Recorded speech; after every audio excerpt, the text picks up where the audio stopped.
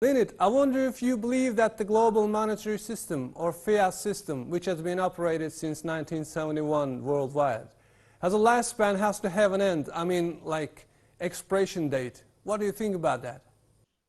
Oh, I agree with that 100%. History supports that. And in fact, I'm quite certain that we are at the end of its life cycle. Right now, actually. So you believe that the collapse of the global monetary system is going to take place sometime soon, right? Well, I actually believe that it's already in process. So I don't think this is something in the future. I believe that it is already, we're already in process of it. And that really started in 2008. According to all the data that I look at, that's what I see. So when do you approximately think that this process will be completed with a dead end? Well, you know, right now I'm going to be taking a deep technical look at all of the charts today. You know, it would not surprise me to see what we need in the U.S. is a major market implosion to scare enough people. I mean, you're a little bit ahead of us, I think, where you are. In the U.S., the people can't see it at all yet. And so I think that we need a major market implosion, which we may very well be in process of the start of right now. But I can't imagine that it could go past 2000, and I think we could see it before the end of this year. It's a possibility anyway, strong. What could possibly happen to precious metals like gold and silver when this process is complete? Well, it'll have two parts. The first part is the fiat gold market, like the spot market, the ETFs, but mostly the spot market. That is cheap and easy to manipulate. So what we see is when something major happens, the central banks and the banks use the gold derivatives to whack the visible price down, so people don't want to go to gold, especially since 2008 and forward, is that the physical gold and silver is being scooped off the market by central banks, and the elite.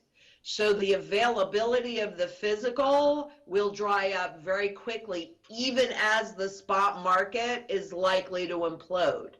So in 2008, when that happened, because we've been in business for so long, we could still get the gold and silver, but we had delayed delivery for like 3 months. Yeah.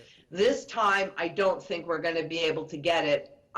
Then the premiums exploded, even as the spot market was diving. We'll see that same kind of thing today. But if they don't have it in their possession, we're not likely to be able to get our hands on it either, because so much of the physical has been pulled off the market. All right. So that will push prices even higher for those that go to the physical market. Well, how can an average person be prepared for this imminent financial meltdown or reset? You really need to be as self-sufficient and independent as possible. So that means that you must secure your food supply, water, energy, security, and then barterability, which is primarily for me is silver in any form. So it can be in coin form, but jewelry form works as well. Flatware, picture frames. I mean, I even have sterling silver chopsticks because I've been accumulating this for so long. So you want to have silver and small pieces of gold, both for barterability, so that you can, you know, take 1/10 of an ounce to the grocery store and get your groceries, but also anything physical or any talents that you possess is also barterable.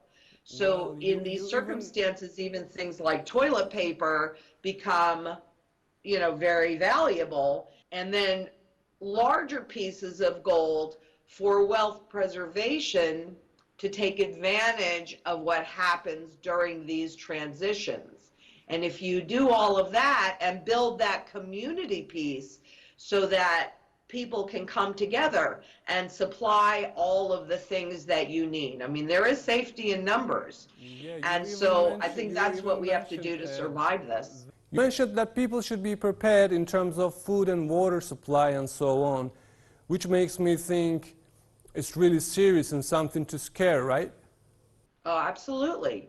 I've been working on my urban farm since 2010, and because I know that food actually becomes the biggest single issue for people.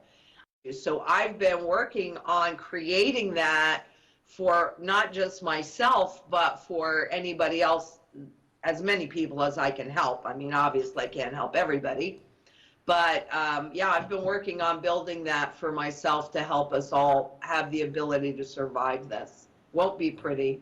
Okay, all right. Thank you so much for this precious